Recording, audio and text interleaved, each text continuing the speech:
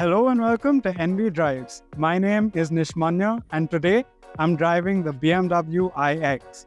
Now, the iX is BMW's first grounds-up built electric vehicle, and with it, they entered the premium EV space. Now, this car packs a very powerful dual motor setup, a large battery, a very reasonable real-world range, and of course, plenty of luxury features on the inside. Now, being a BMW, you also expect it to drive and handle very well.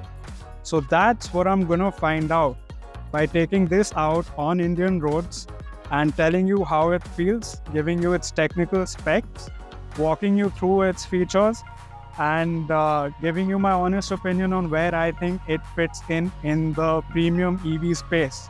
So, stick around for the full video.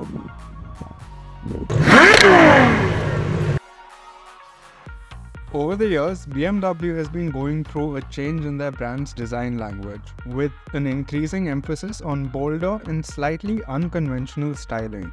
The BMW iX was the German car maker's first purpose-built electric SUV, which gave the designers freedom to experiment with a more unique look. They introduced what BMW calls the monolithic design language. However, its large proportions and slightly bulbous look meant that on pictures at least, the iX had some visual bulk, and hence it wasn't received very well when it was first introduced back at the end of 2021.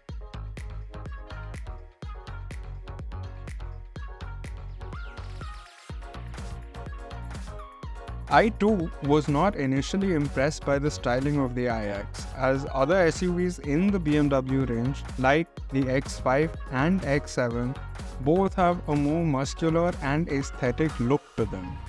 However, after 2022, when we started seeing the first few units of the iX in India, albeit in very limited numbers, I warmed up to its overall look. In person, the iX's large dimensions, which measure nearly 5 meters in length and 2 meters in width, gave the model a lot of presence. Here is a quick look at the exact dimensions.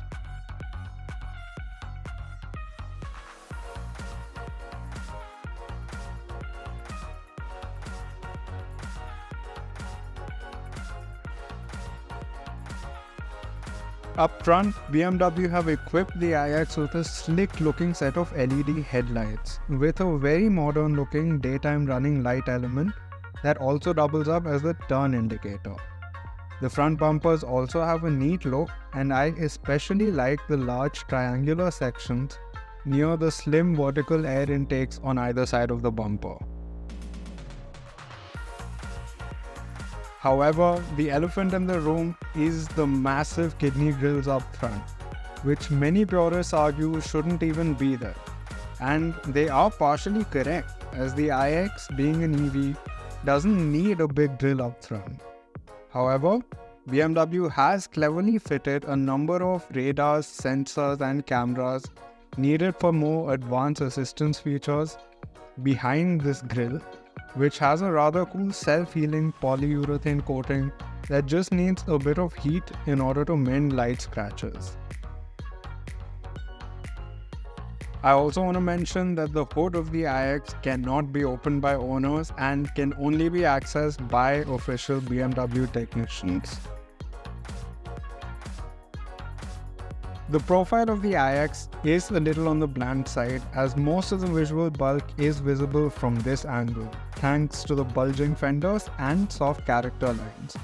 However, BMW has tried to spice things up with the very premium looking 21-inch 5-spoke alloy wheels.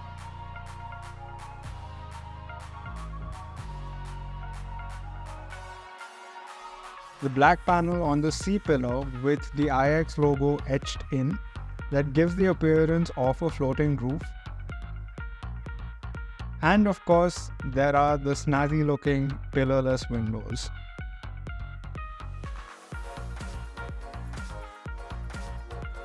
Around back, the rounded look continues with the large clamshell tailgate, which is devoid of any strong character lines. Though I really like the slim LED taillights as they look very sleek and they also double up as the turn indicators. The bumper is the only piece at the rear that has an angular design to it, as both edges feature neatly molded diffuser sections. While this is by no means the best looking car that's rolled out of BMW's factory, I personally think that honor goes to the E46 M3. The iX definitely has a pleasant and very sophisticated overall look that really needs to be seen in person in order to appreciate it.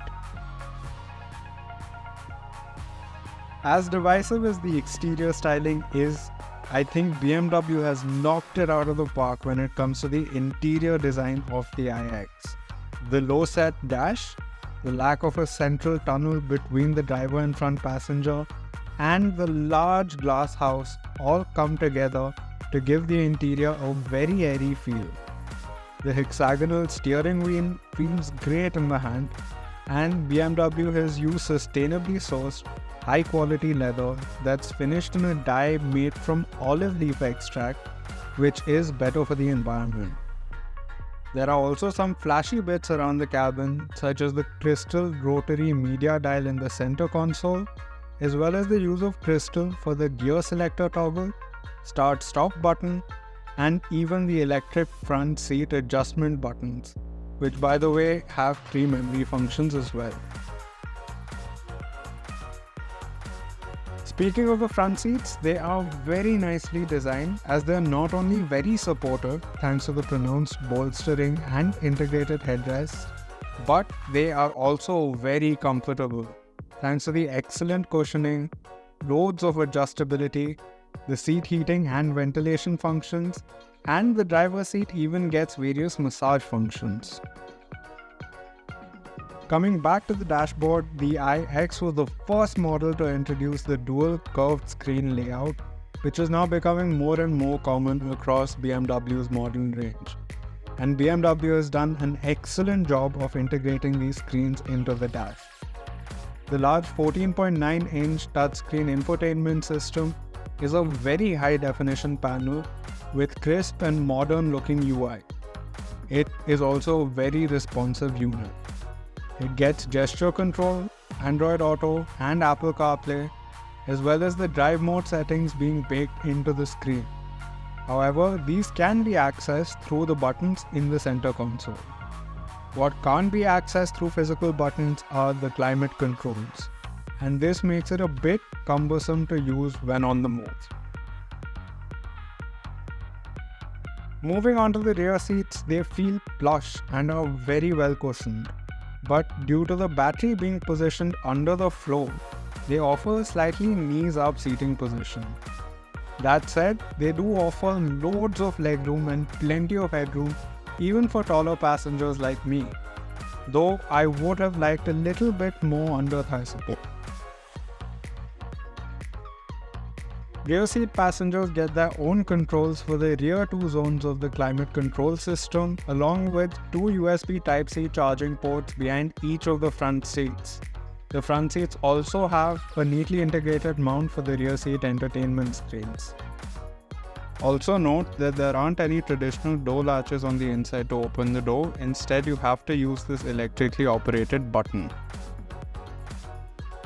The boot of the iX has a very usable shape, though at just 500 liters of cargo space, it is much smaller than what you'd expect from a car of this size, as BMW's own X5 offers more space. And what makes matters worse is that there's no special place to store the spare wheel, hence that also eats into the boot space. Lastly, I'd also like to make a special mention of the massive glass roof fitted on the iX, which is the largest fitted to any BMW Group car to date, and it makes the cabin feel very airy. Also, it's an electrochromatic roof, which means that from a press of a button you can change it from clear to opaque. The iX gets a sizable 76.6 kWh lithium-ion battery pack with prismatic cell design that is integrated into the chassis floor between the wheels. This not only aids the weight distribution of the iX, but also the overall packaging, as it opens up more space on the interior. As per the WLTP cycle, the X-Drive 40 has a claimed range of 425 km per charge, though in the time I spent with it, the real-world figure was closer to 380 km. In terms of charging, every iX owner is provided with a 2.3 kW single-phase wall socket charger as well as an 11 kW AC wall box charger. The wall socket charger will take a whopping 36 hours to provide a full charge, while the 11 kW charger takes around 7 hours. This battery is also designed to support DC fast charging, with 50 kW DC fast charging providing 10 to 80% of charge in just 73 minutes.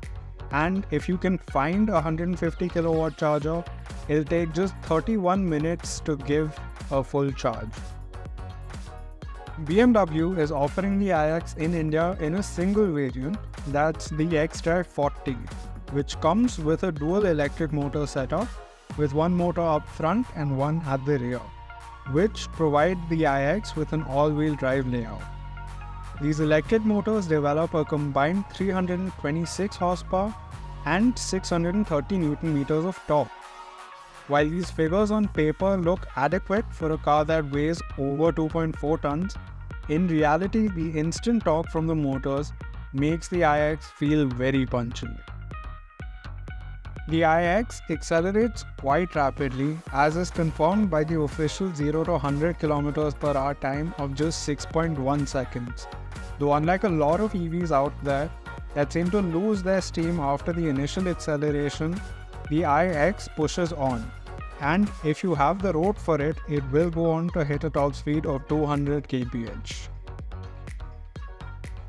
Braking performance is also quite good for a car of this size, though the brake pedal feel could have been a little better. There are 4 levels of regen braking on offer in the iX to help recoup some of the charge, though I wish it got steering mounted paddles to adjust the levels rather than having to dig through the infotainment screen to make the changes.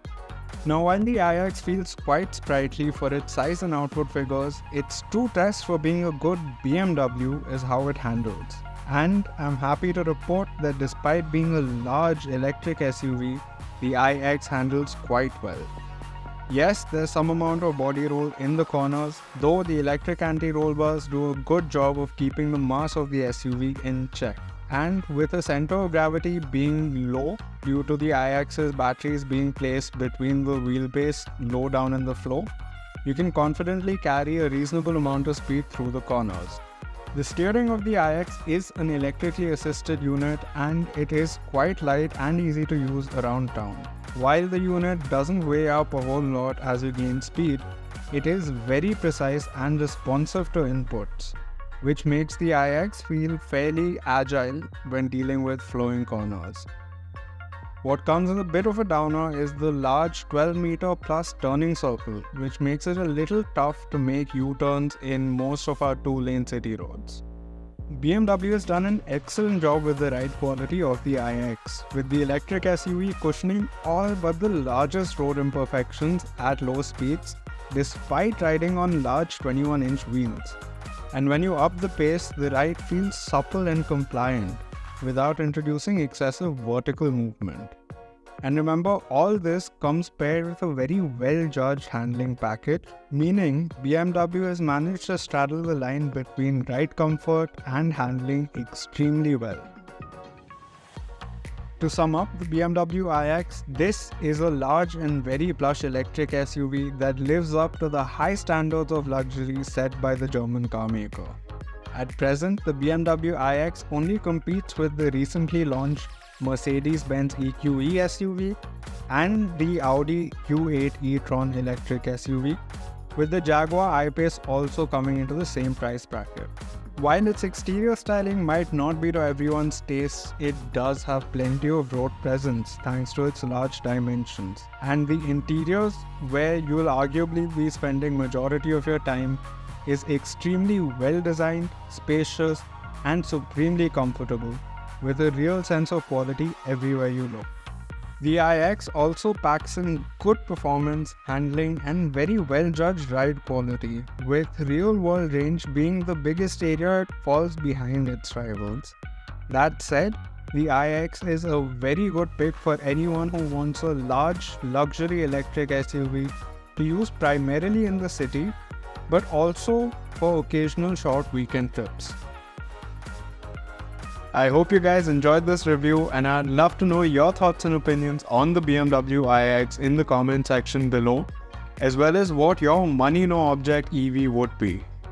If you enjoyed watching this video, do hit the like button, consider subscribing, and do share this video with anyone else who you think would enjoy this sort of automotive content. There's plenty more content headed your way. My next video goes live on Thursday. Stay tuned for that, and cheers.